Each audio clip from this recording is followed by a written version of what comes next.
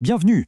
Aujourd'hui, on plonge dans une des histoires les plus fascinantes de la biologie. Comment, à partir d'une seule et unique cellule, la nature parvient à construire un corps masculin ou féminin. C'est un processus qui est orchestré avec une précision absolument incroyable par nos gènes et nos hormones. Allez, commençons ce voyage au cœur de notre propre développement. La question qui va nous guider tout au long de cette analyse est fondamentale. Qu'est-ce qui, au niveau purement biologique, va déterminer si un individu va développer des caractéristiques dites masculines ou féminines? Comme on va le voir, la réponse est bien plus complexe et bien plus passionnante qu'une simple histoire de chromosomes. Alors pour bien comprendre cette histoire, voilà notre feuille de route. On va commencer par le plan génétique de base. Puis, on découvrira comment un tout petit gène peut jouer le rôle d'un interrupteur géant. Ensuite, on verra la construction concrète du corps, le rôle absolument crucial des hormones, et on terminera avec la puberté qui est un peu le bouquet final de tout ce processus. On y est. Tout commence ici, à l'instant même où la vie est créée. C'est là que la toute première instruction est donnée, dès la fécondation.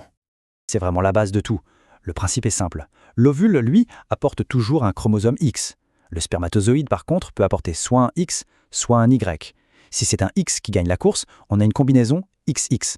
Si c'est un Y, on obtient une combinaison XY. C'est la toute première étape, le point de départ. Et voilà à quoi ça ressemble notre code génétique. Un karyotype, c'est comme la photo de famille de tous nos chromosomes. Regardez bien la 23e paire, celle qui est tout en bas à droite de chaque image. C'est elle qui change tout. À gauche, on voit deux chromosomes X qui sont identiques, c'est typique d'un karyotype féminin. Et à droite, on voit un grand X et un tout petit Y. Ça, c'est le karyotype masculin. Mais bon, si tout était juste une question de chromosomes, ce serait presque trop simple. La biologie, elle adore les exceptions. Pourquoi ? Parce que c'est en étudiant ces exceptions qu'on finit par comprendre les vrais mécanismes. Et comme on va le voir, les choses sont sur le point de devenir beaucoup plus intéressantes. C'est là que ça devient vraiment passionnant. Il existe des cas, des situations où le sexe génétique, donc XX ou XY, ne correspond pas au sexe anatomique, ce qu'on appelle le phénotype.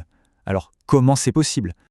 Ce tableau, il montre des cas bien réels qui défient la règle un peu simpliste du XXY.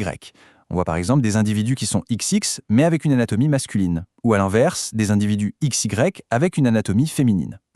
Ça, c'est la preuve qu'avoir un chromosome Y ne suffit pas. Ça ne garantit pas à 100% le développement masculin. Il doit y avoir autre chose, un acteur plus discret, mais bien plus décisif. Et le voilà, la clé de l'énigme. C'est un gène bien spécifique qui se trouve sur le chromosome Y et qu'on appelle SRY.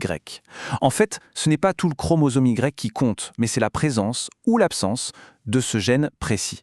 C'est lui le véritable interrupteur.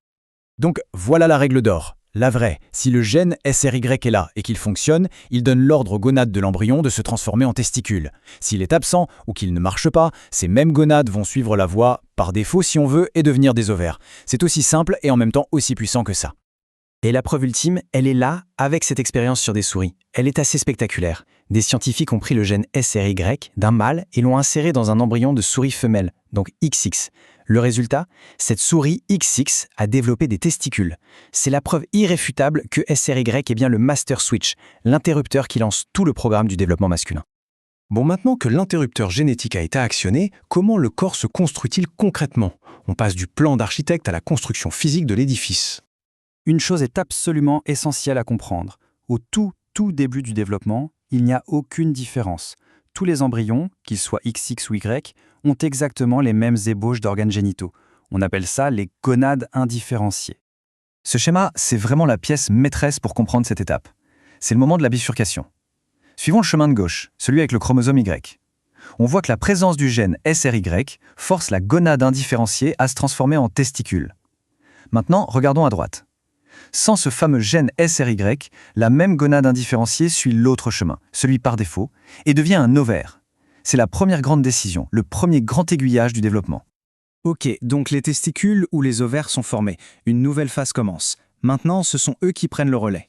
Ils vont diriger tout le reste du développement grâce à des messagers chimiques. Juste pour être sûr que tout le monde suit bien, qu'est-ce qu'une hormone ? C'est très simple en fait. C'est une molécule qui est produite par un organe, qui va circuler dans le corps, en général dans le sang, pour aller donner un ordre à un autre organe qu'on appelle l'organe cible. Ce diagramme l'illustre parfaitement. L'organe producteur, il libère l'hormone dans le sang, elle voyage jusqu'à l'organe cible et là, elle change son fonctionnement. C'est un système de communication à distance, tout simple mais incroyablement efficace. Alors, quelles sont ces fameuses hormones? Chez l'embryon XY, les testicules se mettent à produire 2 hormones clés. Imaginez que l'embryon a à ce stade 2 jeux de tuyauterie potentiels. La testostérone, elle, va agir comme un ordre de construction pour la tuyauterie masculine. L'autre hormone, l'AMH, va agir comme un ordre de démolition pour la tuyauterie féminine. Et chez l'embryon XX, c'est l'inverse qui se produit, par absence. Sans ces 2 hormones, la tuyauterie masculine se dégrade toute seule et la tuyauterie féminine, elle, peut se développer tranquillement. À la naissance, les structures principales sont là, elles sont en place. Mais le système est, pour l'essentiel, en sommeil. Il faut attendre des années pour l'activation finale, pour la grande étape de la maturation. La puberté, c'est exactement ça. C'est le grand réveil du système. Et le signal vient du cerveau. Les gonades, qui étaient calmes, se remettent à produire des hormones en très grande quantité. C'est une véritable vague hormonale qui va non seulement réveiller les appareils reproducteurs, mais aussi sculpter le corps de manière très visible. Et c'est ce qu'on appelle les caractères sexuels secondaires, qui sont magnifiquement illustrés ici. Chez les garçons, on voit l'apparition de la barbe, la voix qui mue, les muscles qui se développent. Chez les filles, c'est le développement de la poitrine, l'élargissement du bassin. Tout ça, c'est directement orchestré par la testostérone d'un côté et les oestrogènes de l'autre. Allez, récapitulons tout ce parcours. Ce premier schéma de synthèse nous montre le point de départ, la cellule œuf. Si elle a un chromosome Y qui porte le gène SRRY, la gonade indifférenciée devient un testicule. Si elle n'a pas ce gène SRY, cette même gonade devient un ovaire. C'est la première grande décision et elle est 100% génétique. Et voilà la suite et la fin de l'histoire. Une fois qu'ils sont formés, les testicules ou les ovaires prennent le contrôle via les hormones. Ce sont eux qui construisent le corps, masculin ou féminin. Bien des années plus tard, à la puberté, le cerveau donne le top départ, ce qui active la production des gamètes et rend tout le système pleinement fonctionnel. On est passé de la génétique à l'anatomie et enfin à la physiologie. Et on termine sur cette pensée, cette séquence incroyablement précise, cette véritable chorégraphie biologique qui part d'un simple gène pour arriver à un corps fonctionnel.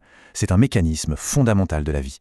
Et comprendre cette danse, ça ne nous éclaire pas seulement sur notre propre histoire, mais aussi sur les innombrables variations et sur toute la richesse de la diversité biologique qui nous entoure. Merci d'avoir suivi cette exploration.